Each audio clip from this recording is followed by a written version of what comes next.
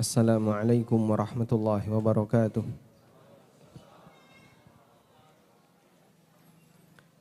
Alhamdulillahi rabbil alamin. Wassalatu wassalamul atammanil akmalani alal mab'uthi rahmatan lil alamin.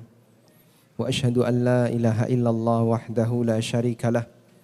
Wa ashhadu anna Muhammadan abduhu wa rasuluh. Salawatu rabbi wa salamu alaihi wa ala alihi wa ashabihi wa man sara ala nahjihi wa stanna bisunnatihi ila yaumiddin.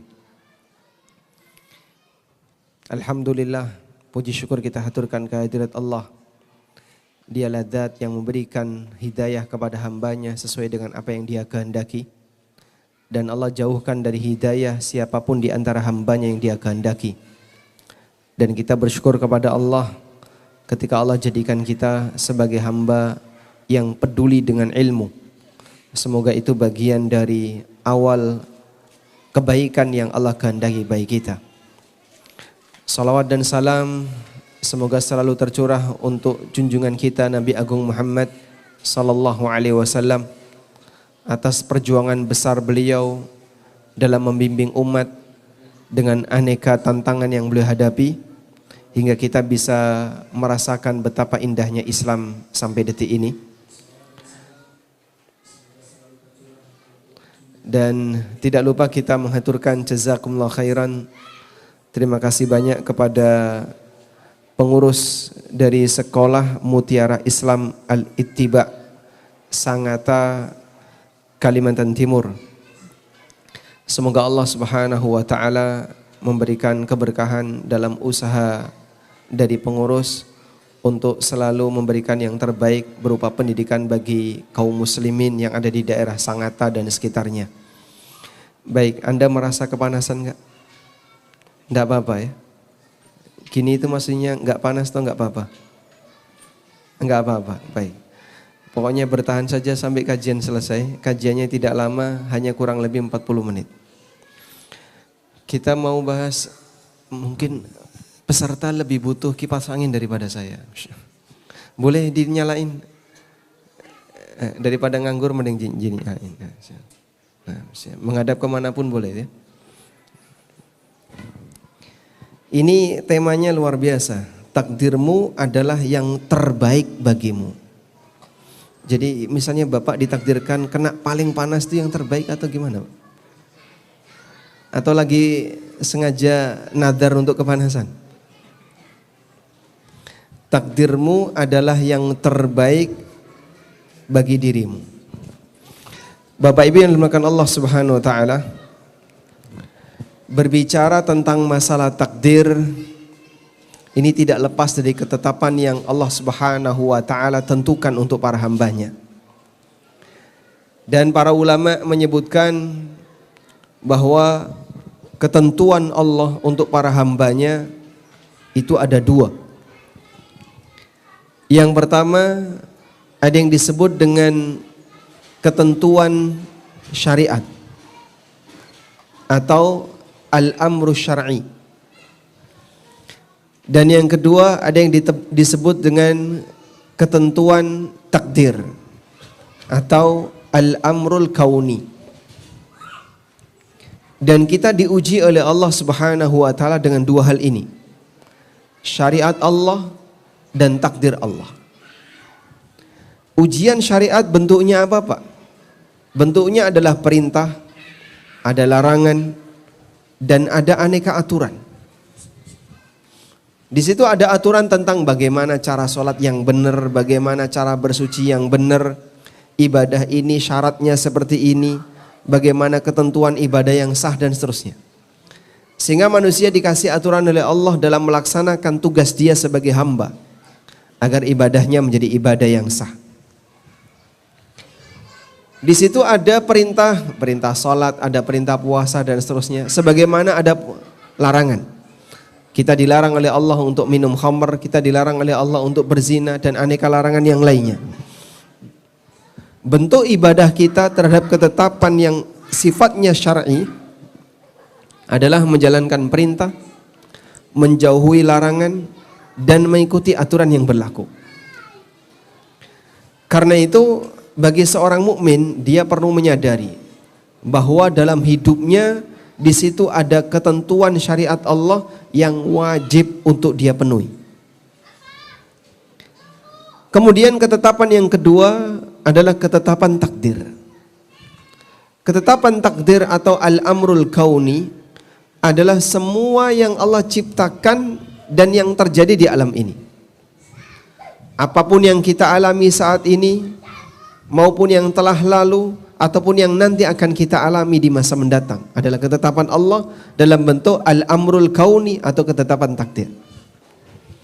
Untuk jenis yang kedua ini ada yang sesuai dengan harapan dan keinginan manusia sehingga sering disebut sebagai takdir yang baik, dan ada yang tidak sesuai dengan harapan manusia sehingga orang menyebutnya sebagai takdir buruk.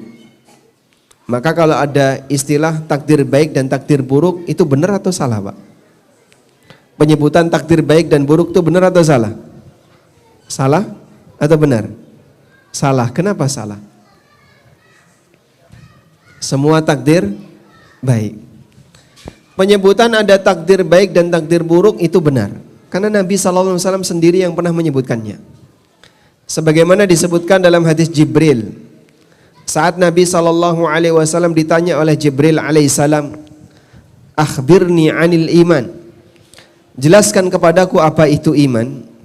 Lalu Nabi SAW menjelaskan dengan menyebutkan 6 rukun iman. Antu'mina billahi wa malaikatihi wa kutubihi wa rusulihi wal yaumil akhir. Kemudian di yang ke-6 beliau mengatakan gimana? Wa tu'mina bil qadari khairihi wa syarri. Engkau beriman kepada takdir yang baik maupun yang buruk. Sehingga takdir ada baik dan ada yang buruk. Demikian pula yang pernah diajarkan oleh Nabi SAW dalam doa kunut. Ada enggak santri yang hafal doa kunut? Banin, ayyuhal banin, yang hafal doa kunut ada enggak? Angkat tangan. Dapat hadiah. Enggak ada? Baik. Gimana doa kunut? Allahumma hdini fi man hadait, wa afini fi man afait, wa tawallani fi man tawallait, wa barik li fi ma a'tait, wa qini syarra ma qadait. Wa qini syarra ma qadait. Ada lafaz di situ. Wa qini syarra ma qadait, dan lindungilah aku dari keburukan apa yang engkau takdirkan. Maka takdir baik dan takdir buruk itu ada. Selanjutnya, bagaimana cara kita memahami takdir baik dan buruk itu? Adanya takdir baik dan buruk itu dilihat dari posisi makhluk yang menerima takdir.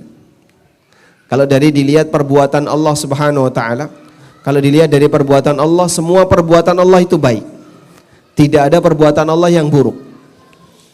Sebagaimana sabda Nabi SAW, al khairu biyadika wasyarru laisa ilaika.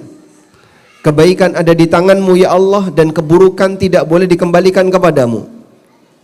Sehingga jika kita kembalikan kepada perbuatan Allah, semua perbuatan Allah itu baik. Tapi berkaitan dengan kondisi makhluk, di sana makhluk ada yang mendapatkan takdir baik dan ada yang mendapatkan takdir buruk. Apa yang disukai manusia disebut sebagai takdir baik, apa yang tidak disukai oleh manusia disebut sebagai takdir buruk dalam kacamata pertimbangan manusia. Sebagai contoh misalnya, kaya itu takdir baik atau buruk? Baik. Kalau miskin? Buruk. Sehat baik atau buruk? Baik. Kalau sakit? Buruk. Dan demikian seterusnya. Pintar takdir baik atau buruk? Baik. Kalau bodoh? Buruk. Sukses? Baik. Gagal? Buruk. Demikianlah dalam pemahaman manusia. Sehingga keberadaan takdir baik dan buruk ini ada dalam kehidupan realita kita. Taib. Dan manusia pasti mengalami itu. Sehingga takdir baik dan buruk itu selalu berpasangan. Dialami oleh semua orang. Maka siapapun yang hidup sebagaimana dia mengalami takdir baik, dia juga pasti akan mengalami takdir buruk. Tidak ada orang yang hidup di dunia ini yang tidak pernah dapat musibah. Coba di antara bapak-bapak dan adik-adik ya, banin jangan main dulu, jangan main sendiri ya. Coba dengerin. Kalau ada yang kelihatan bermain, diapain Ustaz? Boleh diikop. Nanti kalau ada yang kelihatan bermain sendiri, tidak dengerin, boleh diikop. Ikopnya adalah diminta maju gantiin saya di sini. Sanggup insya Allah? Sanggup ya? Sanggup dengan ikop itu? Baik, sepakat ya. Siapa yang ngobrol dengan temannya main sendiri diikop. Nah, lanjut ya. Coba di antara bapak dan adik-adik sekalian, ada enggak yang sepanjang hidupnya belum pernah mengalami sakit? Angkat tangan. Yang belum pernah mengalami sakit ada? Nanti boleh pulang duluan. Baik. Siapapun kita pasti pernah mengalaminya. Karena yang namanya takdir baik maupun buruk itu tidak pernah terpisahkan dari kehidupan di muka bumi ini. Sehingga siapapun yang tinggal di muka bumi ini, sekaya apapun dia, apakah dia pernah mengalami sakit? Pernah. Setinggi apapun jabatannya, apakah dia pernah mengalami sakit hati? Pernah. Maka manusia diuji oleh Allah dengan ujian lahir batin. Kadang dia mengalami sakit fisik dan kadang dia mengalami sakit batin. Demikianlah ujian yang dihadapi oleh hamba. Karena itu jamaah, tidak ada istilah orang yang hidup di dunia ini isinya hanya nikmat saja, nggak ada. Atau musibah saja, itu nggak ada. Pasti dia akan mengalami takdir baik dan takdir buruk. Sehingga ada sebuah pesan yang pernah disampaikan oleh Imam Hasan Al-Basri. Beliau ulama yang hidup di zaman siapa? Zaman tabi'in. Beliau tabi'in. Imam Hasan Al-Basri rahimahullah pernah mengatakan, wa inna na'imad dunya masyubun bil musibah. Bahwa kenikmatan dunia itu bercampur dengan musibah.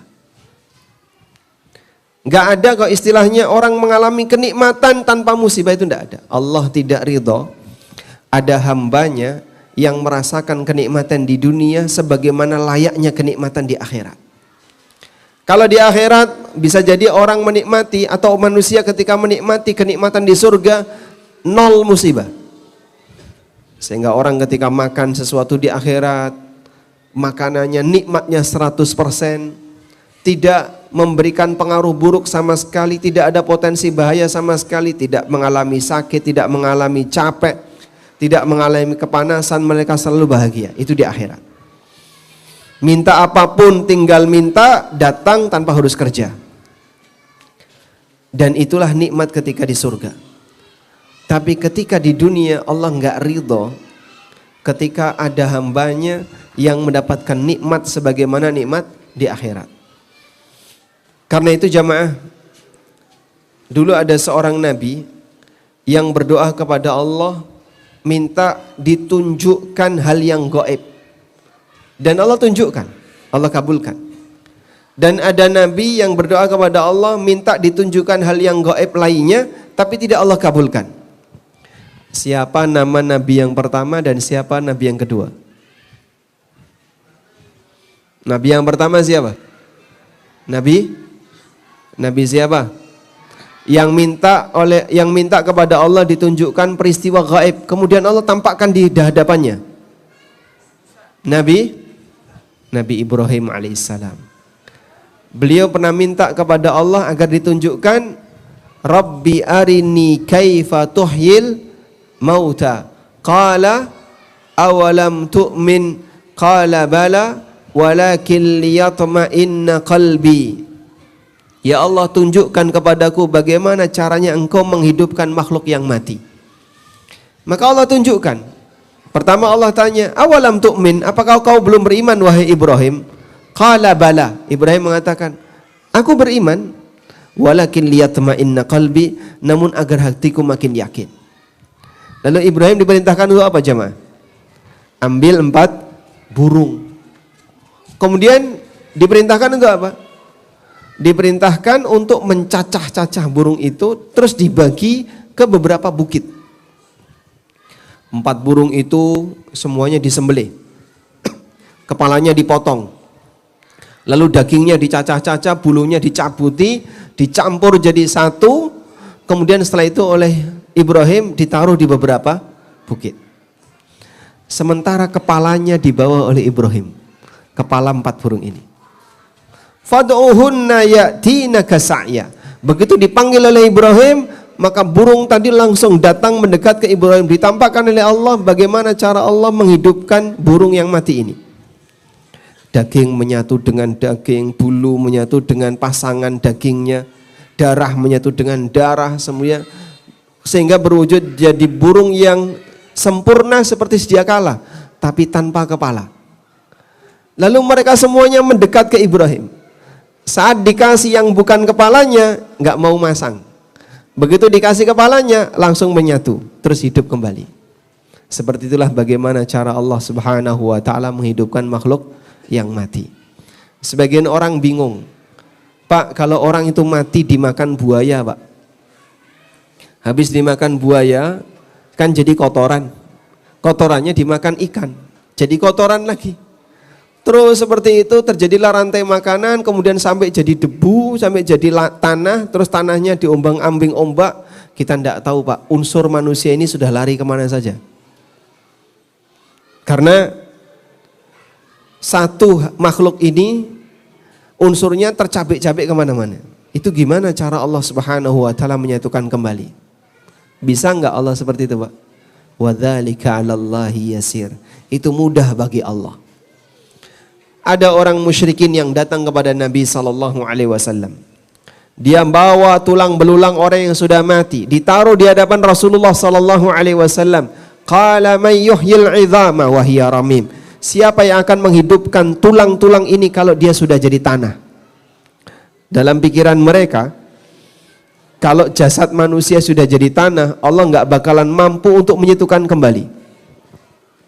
Maka dijawab oleh Allah, Qul yuhyihalladzi ansha'aha awwala marrah. Katakanlah wahai Muhammad, yang menghidupkannya adalah zat yang menghidupkannya pertama kali. Zat yang menciptakannya pertama kali. Sebagaimana Allah mampu menciptakan manusia yang sebelumnya tidak ada apa-apa, Allah mampu ciptakan manusia yang sebelumnya hidup lalu dia mati. Wadzalika 'alallahi yasir, dan itu mudah bagi Allah Ta'ala. Baik, ini doa seorang Nabi minta kepada Allah agar ditampakkan kejadian yang gaib lalu ditampakkan oleh Allah.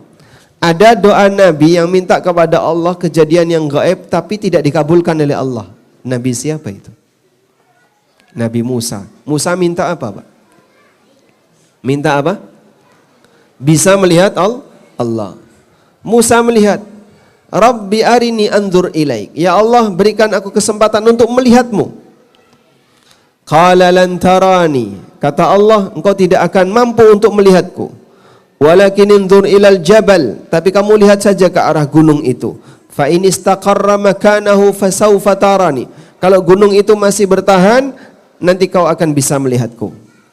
Falamma tajalla rabbuhu lil jabali ja'alahu dakkan wa kharra Musa sa'iqa.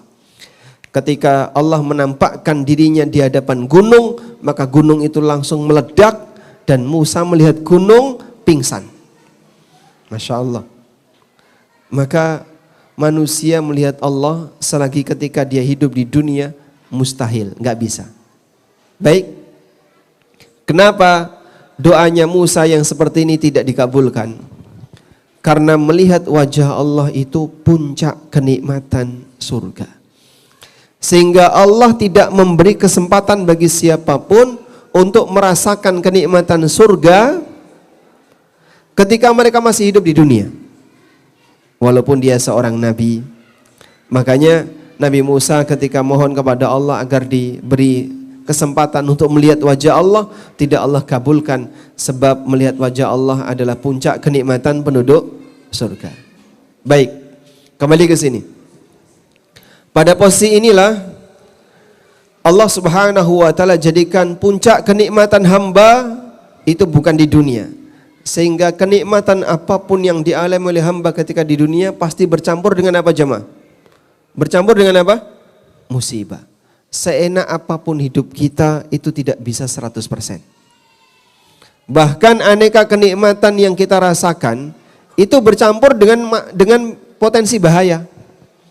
Misalnya orang makan apapun, ada nggak resiko yang akan dia tanggung?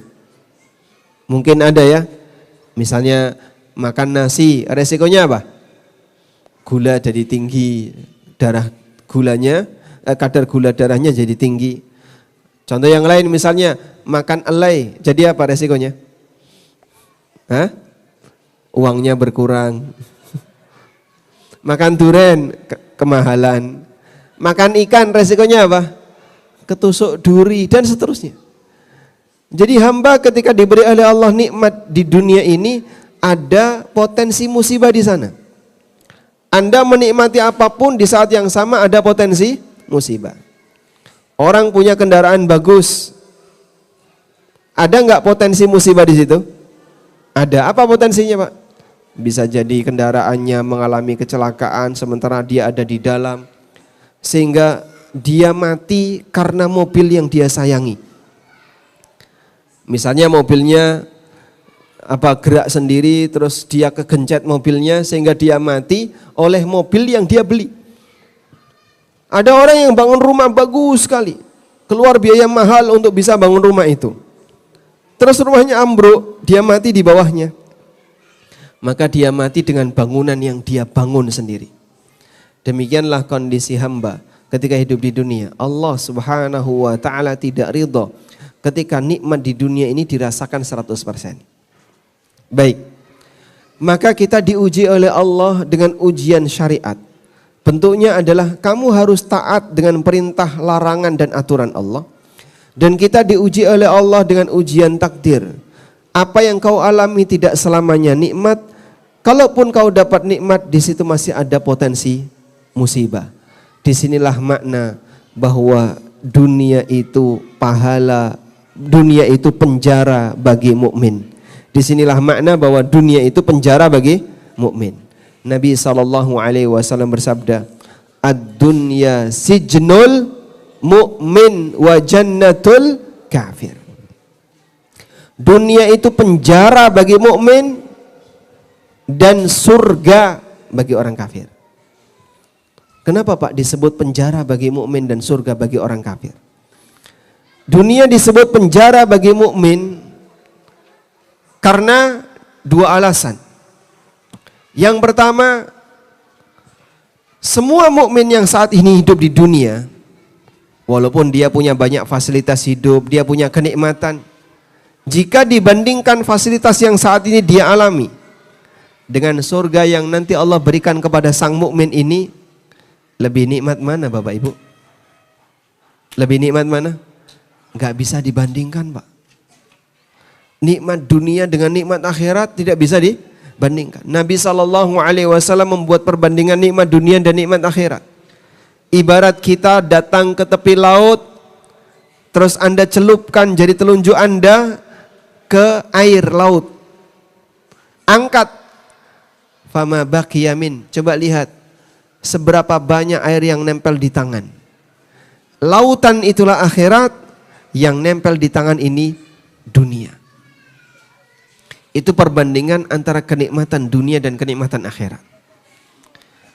Oleh karena itu, kalaupun di antara kita Bapak Ibu diberi oleh Allah aneka ujian, baik ujian dari sisi materi, ujian ekonomi, ujian keluarga, ujian pekerjaan, ujian kesehatan maupun ujian yang lainnya. Ingat, ini tidak selamanya. Kau perlu sadar hidupmu di dunia ini penjara. Dan sebentar lagi kau akan keluar darinya. Kapan orang itu akan keluar dari penjara, Pak? Ketika sang mukmin ini bersabar, istiqomah sebagai mukmin yang baik sampai mati. Di saat itulah dia keluar dari penjara. Sehingga ini mengajarkan kita untuk banyak bersabar. Bersabar karena mengingat, saya sadar apa yang saat ini saya alami adalah penjara. Sekarang saya sedang di penjara. Namanya di penjara mau gimana lagi? Terkadang ada situasi nggak enak, terkadang ada situasi nggak nyaman. Namanya juga orang di penjara. Nabi SAW menyadarkan umatnya, ad-dunya sijnul mu'min, bahwa dunia itu penjara bagi mukmin. Baik. Kemudian makna yang kedua, bahwa dunia itu hakikatnya adalah penjara bagi mukmin. Makna yang kedua adalah mukmin itu ketika hidup di dunia dibatasi oleh aturan.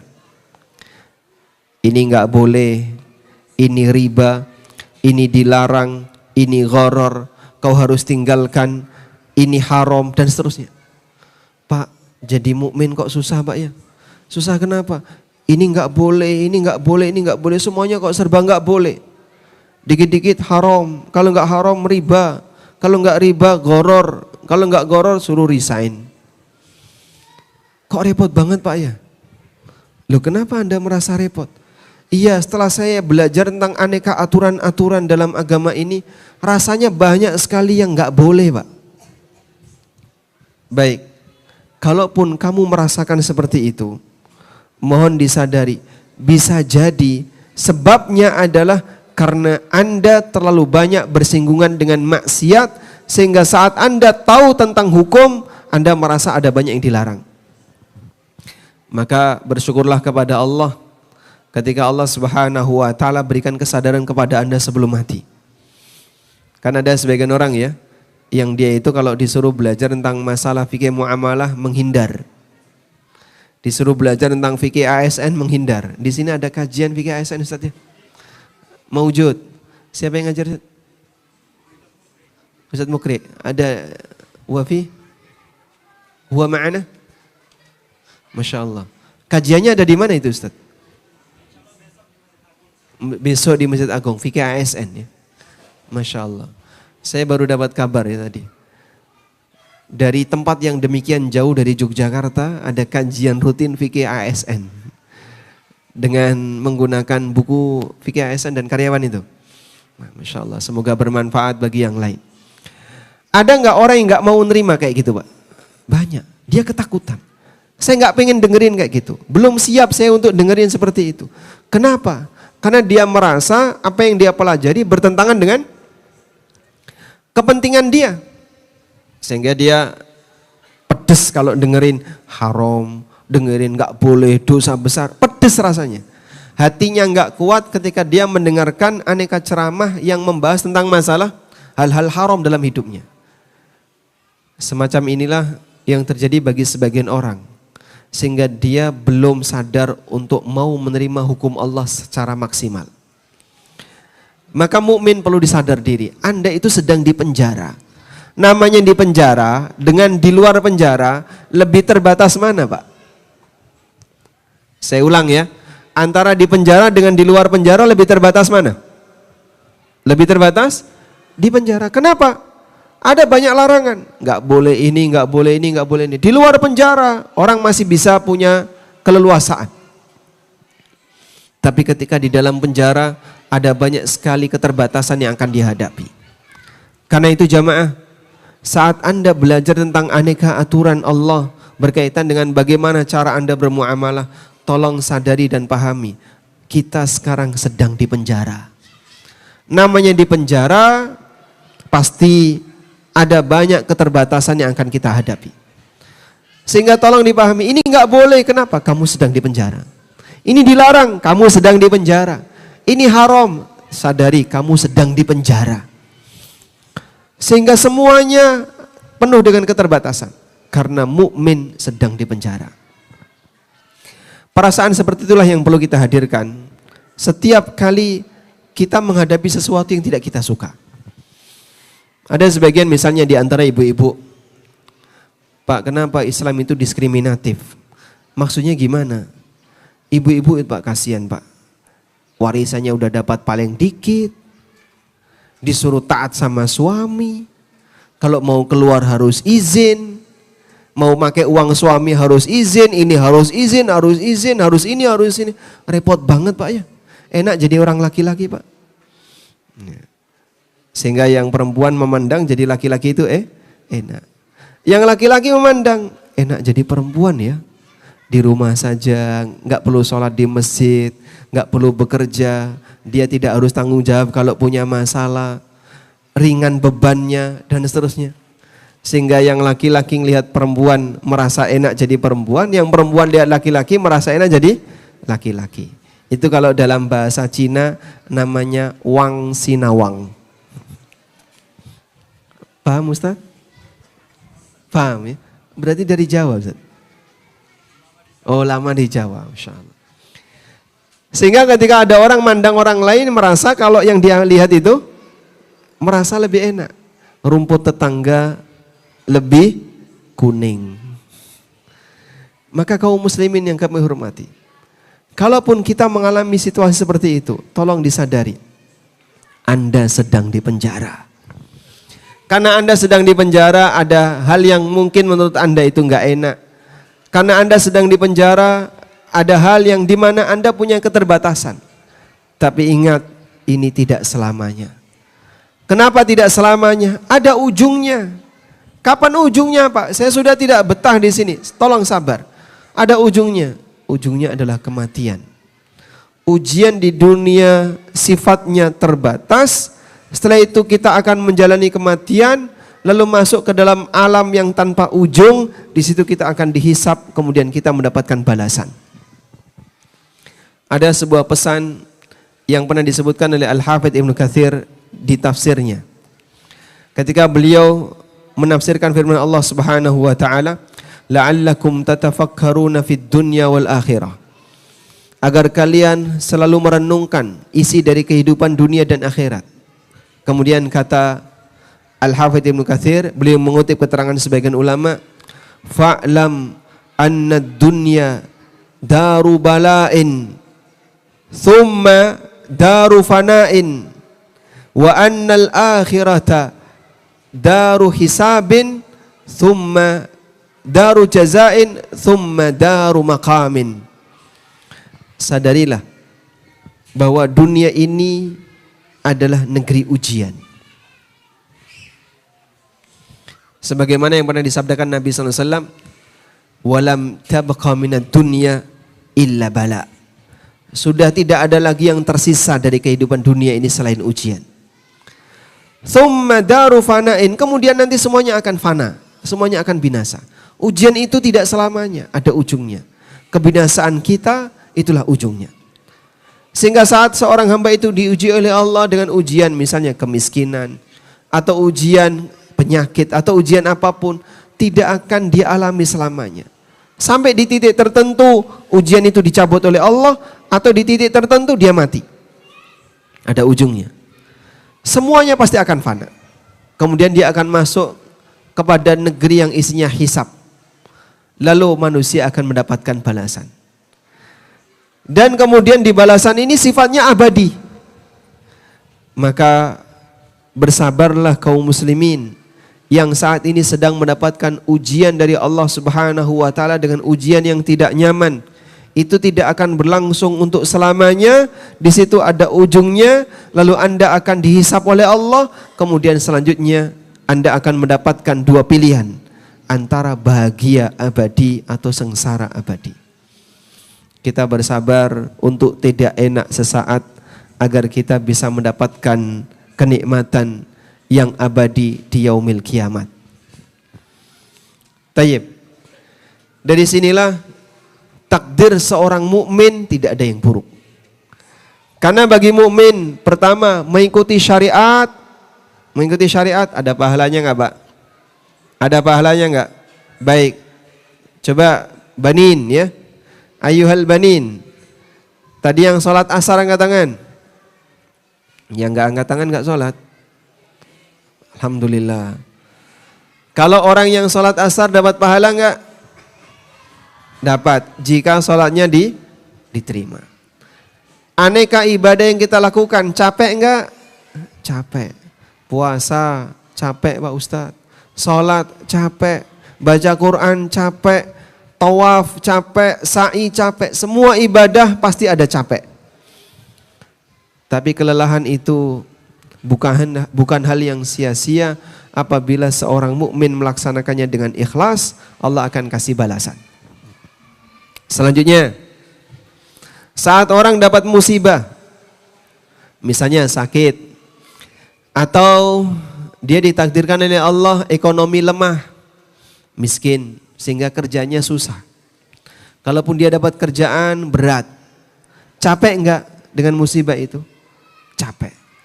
Dia lelah dengan sakitnya, dia lelah dengan kerja beratnya, dia lelah dengan hidupnya yang susah, capek.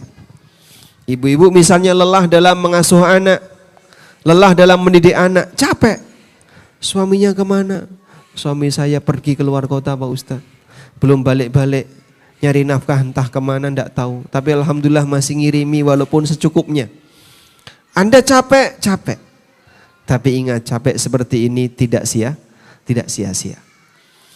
Karena itu Allah Subhanahu wa taala ingatkan dalam Al-Qur'an. Sebutkan satu contoh perang di mana kaum muslimin mengalami kekalahan di zaman Nabi sallallahu alaihi wasallam, disebut kalah karena korbannya banyak. Perang apa itu, Pak? Perang apa? Uhud. Berapa jumlah korban kaum muslimin? Sekitar 70-an yang meninggal di medan jihad pada peristiwa perang Uhud. Dan salah satunya adalah paman Nabi SAW Hamzah bin Abdul Muttalib. Kaum muslimin mengalami duka yang cukup mendalam. Rasulullah SAW ketika peristiwa perang Uhud, beliau pakai helm perang ya. Helmnya itu patah sampai nancap di rahangnya. Masya Allah. Anda bisa bayangin ya, kalau nancap di rahang Pak, dengan nancap di kaki, lebih sakit mana Mas? Hah? Ketika wajah ini mengalami luka, sakitnya lebih parah daripada selain wajah. Darah yang keluar makin deras. Maka Nabi SAW saat peristiwa perang Uhud, helm beliau itu patah karena terkena tombak. Patah sampai nancap di rahang beliau sallallahu alaihi wasallam. Dicabut oleh sahabat, pakai tangan nggak bisa. Tolha bin Ubaidillah nyabut pakai apa? Pakai gigi. Digigit, ditarik dengan keras sampai giginya Tolha rompal. Masya Allah. Keluar darah dalam jumlah banyak, berusaha untuk dihentikan nggak berhenti-berhenti. Datang Fatimah radhiyallahu anha, beliau menggunakan abu yang ada ya, bagian yang panasnya itu terus ditempel, kemudian mampet. Dan itulah musibah yang dialami oleh Rasulullah Sallallahu Alaihi Wasallam ketika peristiwa perang Uhud. Kaum muslimin mengalami duka yang mendalam karena banyak yang meninggal. Tapi Allah Subhanahu wa taala memberikan hiburan kepada kaum muslimin. Bagaimana cara Allah Subhanahu wa taala menghibur kaum muslimin? Allah berfirman, "In takunu ta'lamuna fa innahum ya'lamuna kama ta'lamun wa tarjuna minallahi ma la yarjun." Kalaupun kalian merasakan sakit, sesungguhnya mereka orang kafir juga merasakan sakit. Wa tarjuna minallahi ma la yarjun, tapi kalian punya harapan di sisi Allah yang tidak mereka miliki. Baik. Sehingga muslim mengalami kecelakaan, orang kafir bisa enggak mengalami kecelakaan? Bisa enggak jamaah?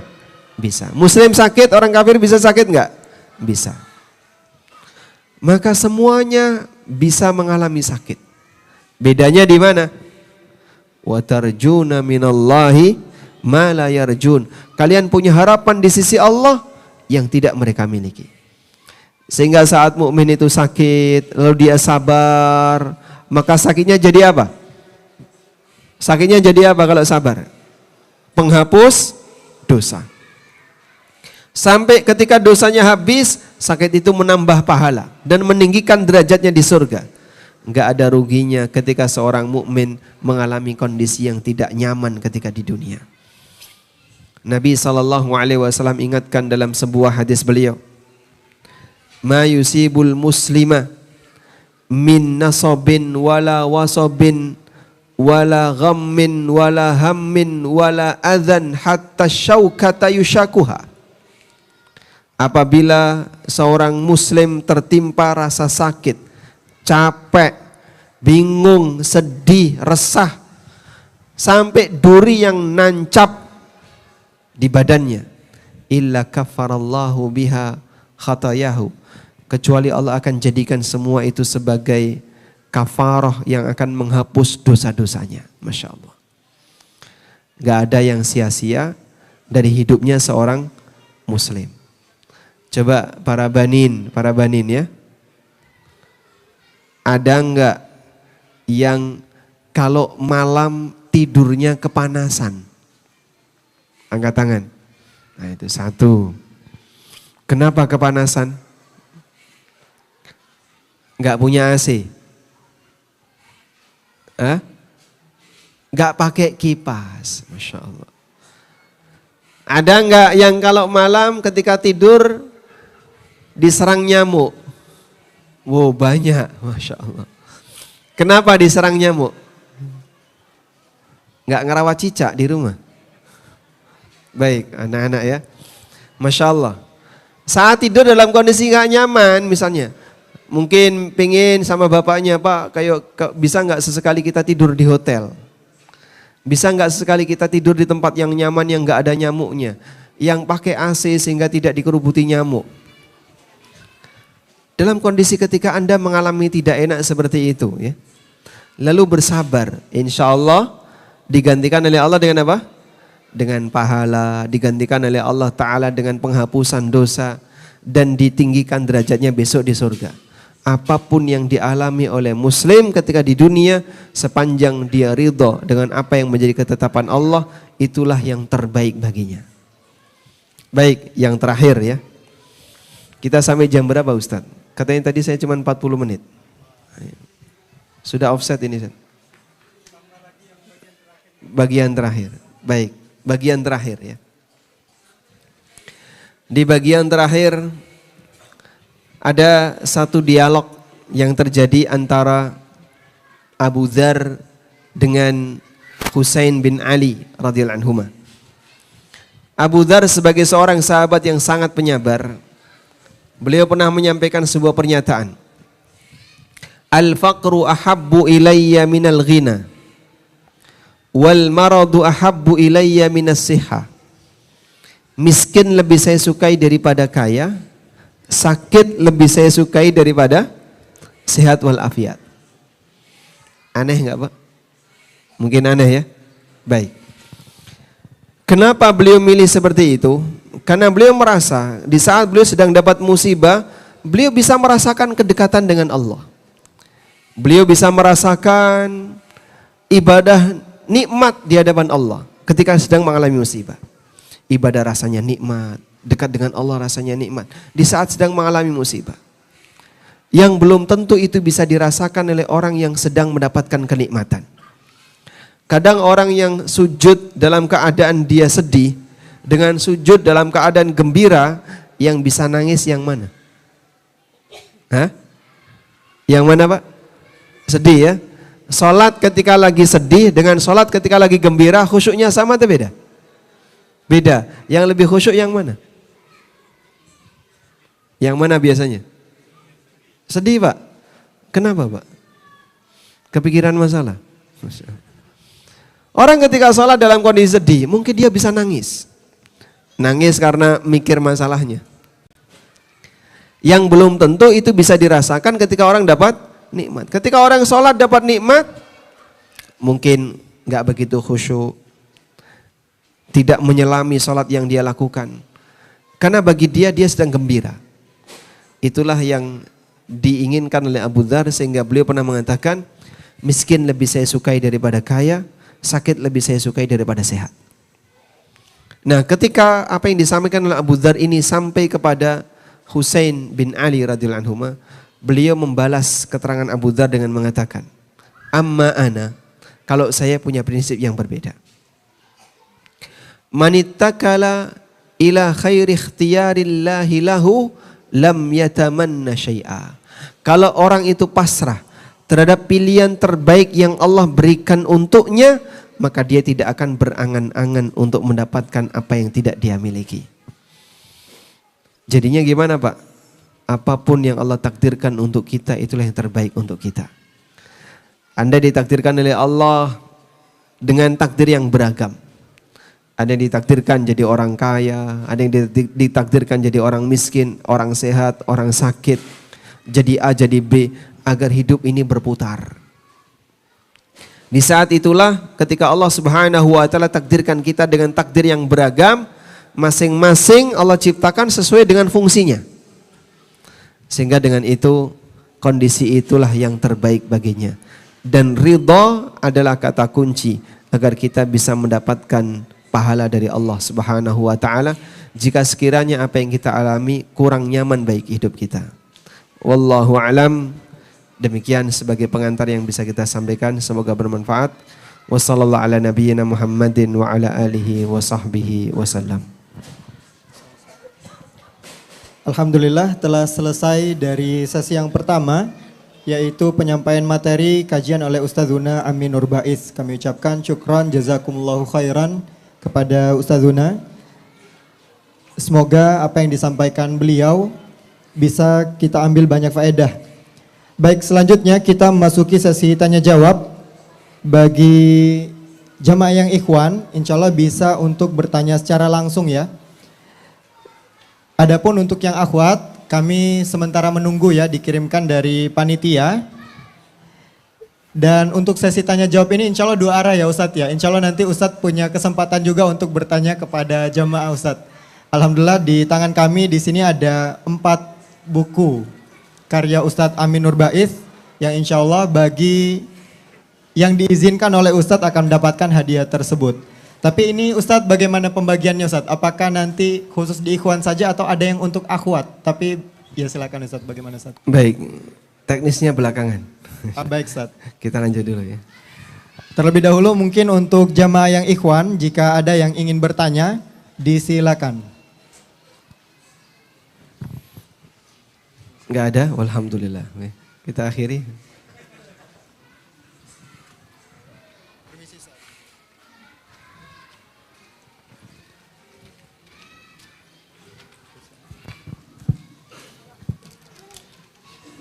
Bismillahirrahmanirrahim. Assalamualaikum Ustaz. Waalaikumsalam warahmatullahi wabarakatuh. Jazakumullah khairan. Semoga Ustaz Amni senantiasa diberi kemudahan, kelancaran serta perlindungan oleh Allah Subhanahu wa taala dimanapun antum berada. Amin walakum bimithlin. Izin bertanya Ustaz, terkait masalah tanda tangan perjanjian di tanda tangan ketika kita akan bekerja di sebuah perusahaan Ustaz. Ini kok tentang muamalah? Mumpung Ustaz. Enggak ada tentang takdir? Belum Ustaz. Oh, belum. Baik. Insya Allah nanti malam lebih longgar ya Pak Ridwan ya. Nanti malam tentang masalah muamalah. Baik, ini satu saja dulu. Izin bertanya Ustaz. Jadi di sebuah perusahaan itu ada membuat sebuah perjanjian di mana setiap karyawan wajib mengikuti peraturan di perusahaan dan peraturan di peraturan di tempat proyek yang lain. Jadi perusahaan ini memiliki setidaknya ada 18 lokasi proyek di mana ketika kita masuk ke perusahaan tersebut, ketika kita misalkan pindah ke proyek A di Sulawesi gitu, nah dia ada peraturan sendiri. Jika seperti itu bagaimana hukumnya Ustaz? Tapi dia sepakat di awal ketika MOU itu ada klausul demikian. Ada Ustaz? Ada ya. Jadi dia harus mentaati peraturan perusahaan secara umum dan nanti kalau ditempatkan di tempat yang lain dia harus mengikuti peraturan di tempat itu. Baik, ya maka mengikat dua-duanya sebagaimana yang sudah dia sepakati. Sehingga saat dia tanda tangan klausul itu, maka dia berstatus sebagai orang yang telah sepakat dengan peraturan yang dicantumkan di klausul itu. Baik peraturan di tempat kerja dia saat ini maupun nanti ketika dia dipindahkan ke tempat yang lain. Begitu? Nah, Nabi SAW mengatakan, Al-muslimuna ala syurutihim, bahwa setiap muslim wajib memenuhi peraturan atau kesepakatan yang telah dia tanda tangani. Nah, Masya Allah, barakallahu fikum Ustaz. Ini kemudian anak sampaikan pertanyaan dari yang akhwat Ustaz. Assalamualaikum warahmatullahi wabarakatuh. Waalaikumsalam warahmatullahi wabarakatuh. Ahsanallahu ilaikum ya Ustaz. Semoga Ustaz diberikan kesehatan. Amin walakum bimithlin. Izin bertanya, apakah doa bisa merubah takdir ya Ustaz? Ya, itu pertanyaannya Ustaz. Ada yang bertanya apakah doa bisa mengubah takdir. Ini termasuk di antara pertanyaan yang cukup sering disampaikan ketika kita sedang membahas masalah takdir. Baik. Ada sebuah riwayat yang menyebutkan innahu la yaruddul qadar illa du'a. Bahwa tidak ada yang bisa menolak takdir kecuali doa. Apa makna dari kalimat ini? Ada dua pendekatan yang disampaikan oleh para ulama. Pendekatan yang pertama, bahwa yang dimaksud mengubah takdir di situ adalah mengubah takdir dalam pemahaman manusia atau dalam perasaan, menurut perasaan manusia. Maksudnya gimana Pak? Maksudnya kayak gini, ada orang yang sakit atau orang yang miskin misalnya. Lalu dia banyak berdoa kepada Allah, mohon kepada Allah agar sehat, diberi kesehatan, diberi kesehatan. Kemudian Allah kabulkan doa itu. Maka seolah-olah dalam pemahaman dia, sakit yang sedang dia alami tertolak dengan doa yang dia baca. Sehingga dia merasa bahwa doa ini yang mengubah takdir dia. Dari yang sebelumnya sakit menjadi sehat. Bisa dipahami ini? Baik. Sehingga dalam pemahaman manusia, seolah-olah doa itu yang mengubah kondisi dia dari yang sebelumnya sakit menjadi sehat. Ini makna yang pertama. Makna yang kedua, bahwa tidak ada yang bisa mengubah takdir kecuali doa. Maksudnya adalah ketika seorang hamba itu rajin berdoa kepada Allah, Allah kuasa untuk mengubah takdir dia. Loh kok bisa Pak mengubah takdirnya? Karena takdir itu bertingkat. Ada takdir yang tercatat di Lauhul Mahfud.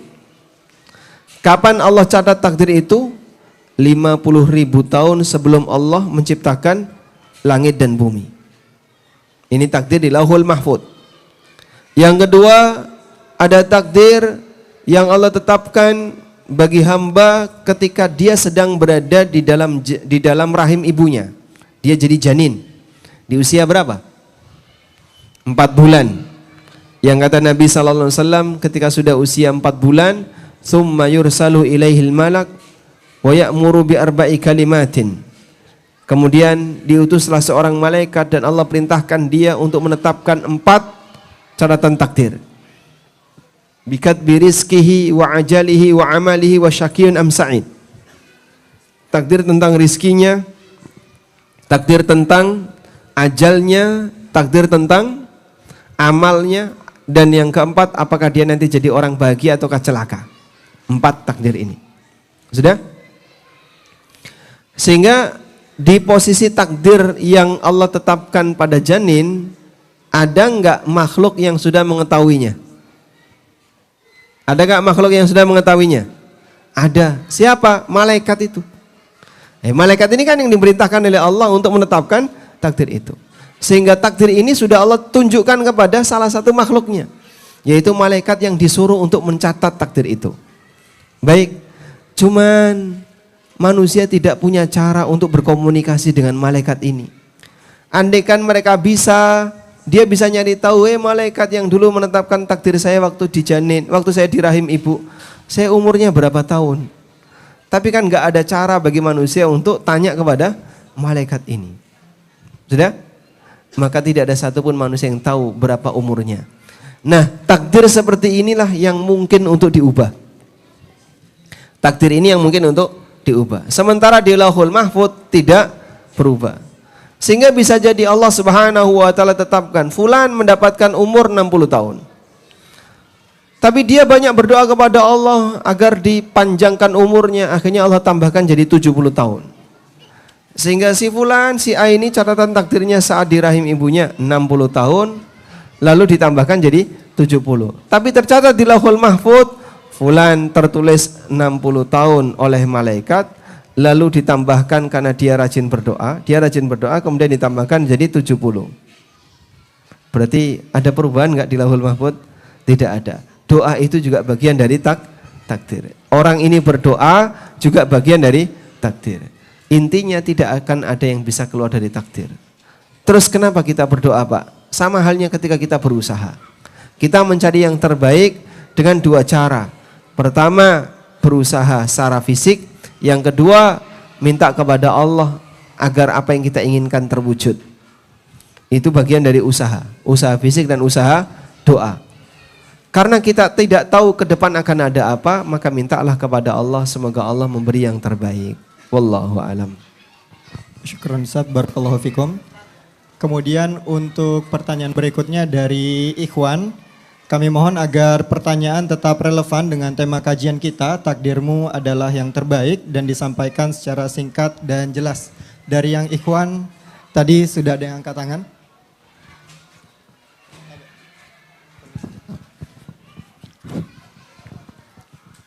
Assalamualaikum warahmatullahi wabarakatuh.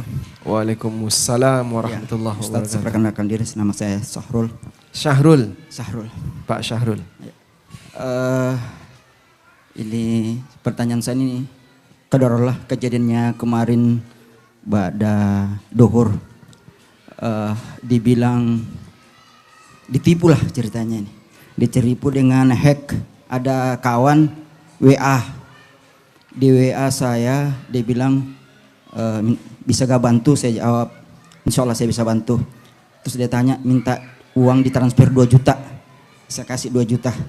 Habis itu sebenarnya saya pengen pinjam sekian, saya tambah lagi 3 juta. Habis itu dia bilang saya masih mau tambah lagi kalau bisa ada sampai 15.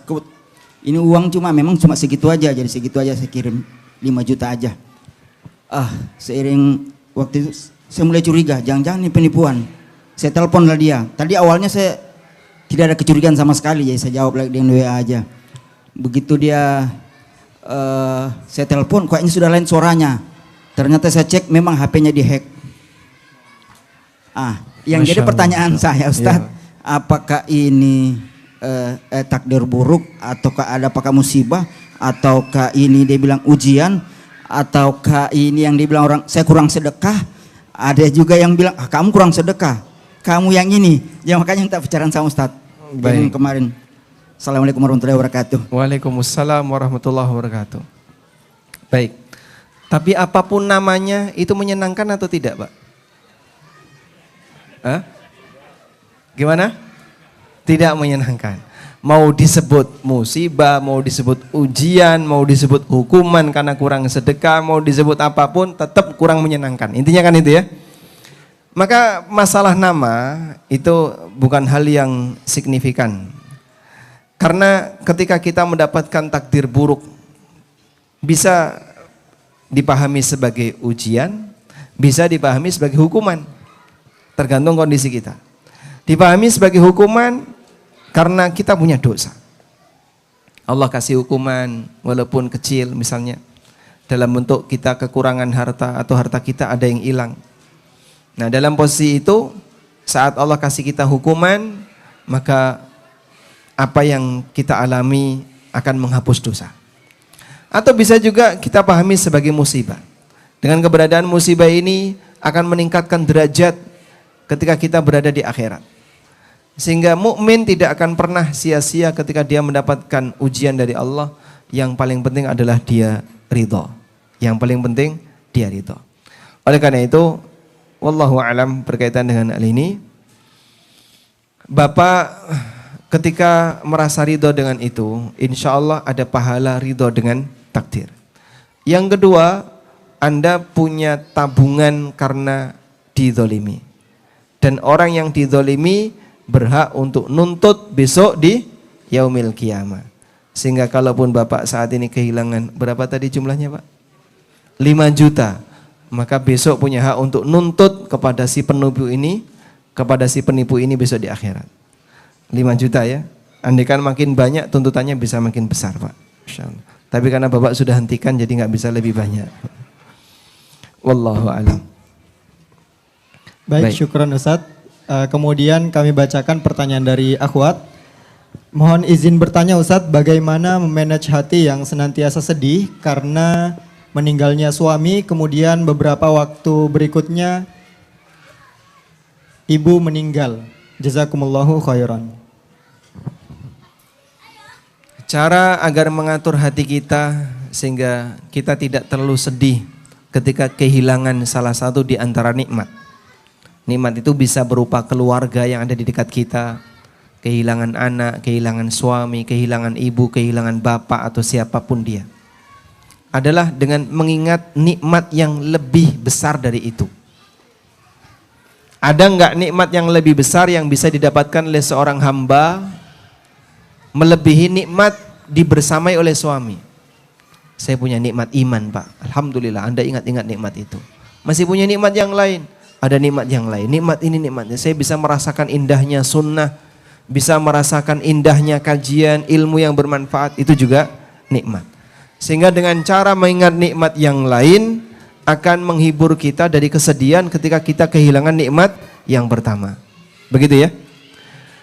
Ada seorang ibu-ibu pada peristiwa perang Uhud terdengar berita bahwa Nabi Muhammad sallallahu alaihi wasallam terbunuh. Ada orang namanya Ibnu Qami'ah, ini orang musyrik ya. Menyerang Mus'ab bin Umair sampai akhirnya Mus'ab terjatuh, meninggal. Lalu dengan kencangnya Ibnu Qami'ah ini mengatakan, qataltu Muhammadan, aku telah berhasil membunuh Muhammad. Seketika itu perang langsung hening. Orang musyrik merasa bahagia. Sasaran utama kita udah mati, pulang aja. Kita nggak ada kepentingan dengan orang-orang muhajirin dan ansor. Para sahabat bingung, betul nggak Nabi SAW sudah meninggal? Siapa lagi yang akan kita bela kalau beliau SAW sudah meninggal? Akhirnya masing-masing pasukan mundur ke barisannya. Udah? Berita kematian Nabi SAW ini pun sampai ke Madinah. Uhud dengan Madinah jaraknya berapa? Kurang lebih hanya 3 kilo. Berita itu sampai ke Madinah. Tapi belum begitu jelas. Masih katanya kil wakal. Katanya Nabi SAW sudah mati. Katanya Rasulullah SAW terbunuh. Akhirnya ada seorang wanita yang penasaran. Dia keluar dari kota Madinah, kemudian nungguin pulangnya pasukan dari Uhud di depan gerbang pintu Madinah. Ada orang ngasih tahu, suamimu meninggal. Wanita ini bilang, kaifa bi Rasulillah. Terus bagaimana nasib Rasulullah sallallahu alaihi wasallam? Orang kedua memberitahu, ayahmu meninggal. Wanita ini tetap dengan tabah mengatakan, kaifa bi Rasulillah sallallahu alaihi wasallam. Terus bagaimana kabar Rasulullah sallallahu alaihi wasallam? Datang lagi, kakakmu meninggal. Saudara laki-lakimu meninggal. Wanita ini tetap tanya, kaifa bi Rasulillah sallallahu alaihi wasallam. Sampai ada orang memberitahu Nabi sallallahu alaihi wasallam selamat, beliau masih hidup. Apa yang dikatakan oleh wanita ini? Dalam satu waktu dia kehilangan suami, bapak dan saudara laki-laki. 3 laki-laki yang umumnya menjadi sandaran hidup wanita. Biasanya kalau orang ditinggal mati suaminya kan berharap dikasih nafkah oleh bapaknya, masih ada bapak. Kalau bapaknya sudah mati, ada kakak. Sehingga dia bergantung kepada lelaki yang ada di sekitarnya. 3 orang ini mati dalam waktu bersamaan. Saat dia mendapatkan kabar Nabi SAW masih hidup, wanita ini mengatakan, kullu musibatin ba'daka qalil. Semua musibah sepanjang Anda masih hidup, bagiku kecil. Masya Allah. Maka kalau misalnya ya, Anda ditinggal wafat oleh suami, lalu Anda merasa, saya masih punya iman, saya masih punya ini, saya masih punya ini. Kemudian Anda dengan sadar menyatakan, semua musibah yang Allah berikan kepadaku, sepanjang imanku tidak hilang, semoga itu kecil bagiku. Nah, dengan cara demikian, maka kita tidak akan terlalu dihantui dengan kesedihan disebabkan kehilangan orang yang kita cintai. Dan jangan berlebihan ya. Terkadang ada sebagian orang yang terlalu berlebihan, lalu dia minta kepada Allah hal yang mustahil. Contohnya apa, Pak? Ada salah satu ibu-ibu yang pernah tanya ke saya sangat sedih karena ditinggal oleh suami. Boleh nggak saya berdoa kepada Allah, minta sesuatu? Doa apa? Saya ingin minta kepada Allah agar Allah menghidupkan kembali suami saya. Ya mustahil. Mana mungkin orang yang sudah mati bisa hidup kembali? Nah terus gimana, Pak? Berdoa minta kepada Allah yang mustahil bisa terwujud, itu doa yang haram, doa yang terlarang. Karena termasuk di antara bentuk al-i'tida' fid du'a. Dan Allah menegaskan innahu la yuhibbul mu'tadin. Allah tidak menyukai orang yang i'tida', melampaui batas ketika berdoa.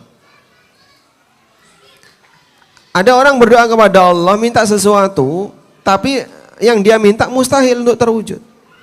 Ya Allah, aku mohon kepadamu, jadikanlah aku seperti Superman, atau seperti Spiderman, atau seperti Iron Man.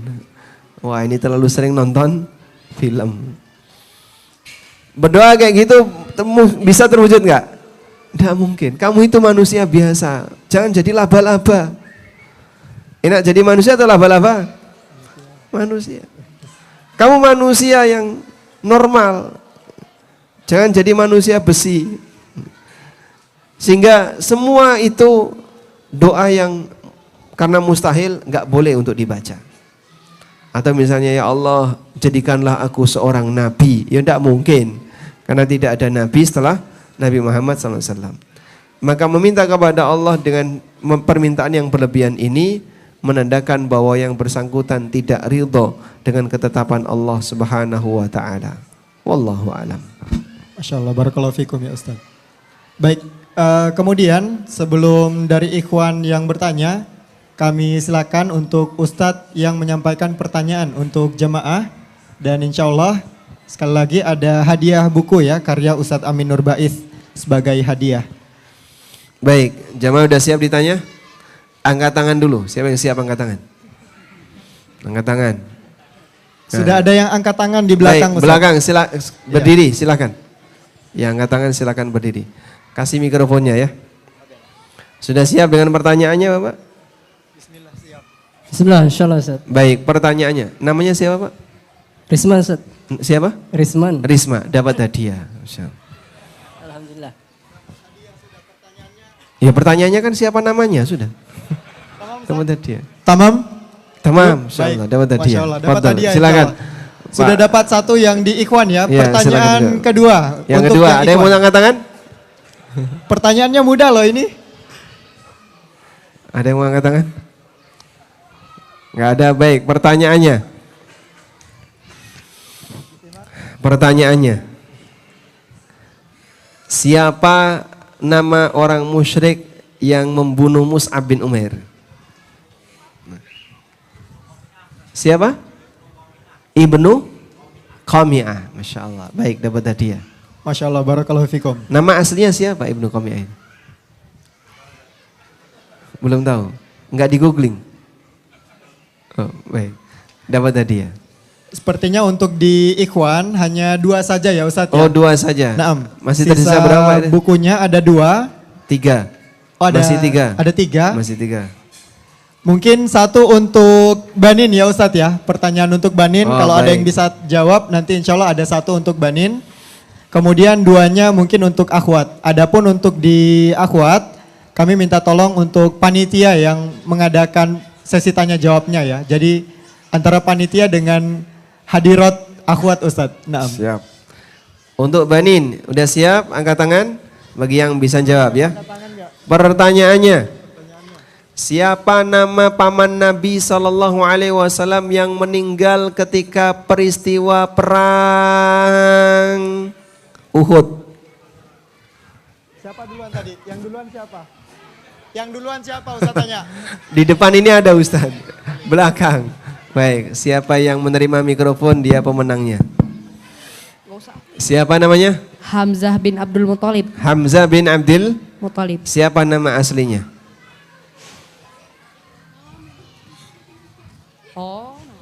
Nama aslinya Hamzah bin Abdul Muthalib siapa namanya?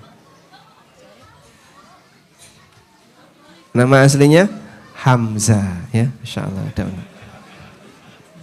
dapat tadi ya. Insyaallah barakallahu fikum. Ya. Kemudian berikutnya dibuka kembali untuk pertanyaan dari yang ikhwan. Afwan, tadi di sebelah sana Anda masih ingat udah angkat tangan tadi ya? Afwan, permisi, Afwan. Tadi. Permisi. Afwan. Assalamualaikum warahmatullahi wabarakatuh. Waalaikumsalam warahmatullahi wabarakatuh. Barakallahu fiik Ustaz. Allah yabarik fiik. Ya, saya pernah berdialog sama teman. Katanya gini, dia punya keluarga yang satu dia selalu berdoa minta keturunan, tapi tidak diberi-beri. Kemudian yang keluarganya yang satu dia minta jodoh juga tidak dapat-dapat. Akhirnya mereka mendatangi suatu tempat yang dianggap keramat. Setelah dari sana sebulan kemudian ibu yang minta keturunan itu akhirnya hamil dan keluarganya yang gak dapat jodoh akhirnya dapat pasangan. Nah, pertanyaan saya Ustaz, yang pertama bagaimana kita menyikapi hal yang seperti ini? Kemudian yang kedua, apakah ini termasuk bagian takdir baik dari yang nggak pernah dapat akhirnya dengan sebab suatu tempat yang didatangi itu akhirnya dapat? Barakallahu Ustaz. Baik. Kita sepakat bahwa berdoa kepada selain Allah itu kriminal dalam Islam. Karena praktik seperti ini perbuatan syirik. Allah Subhanahu wa taala berfirman, "Wa annal masajida lillah fala tad'u min dunihi ahada." Sesungguhnya masjid itu milik Allah, maka janganlah kalian berdoa kepada selain Allah siapapun. Kepada siapapun selain Allah. Selanjutnya,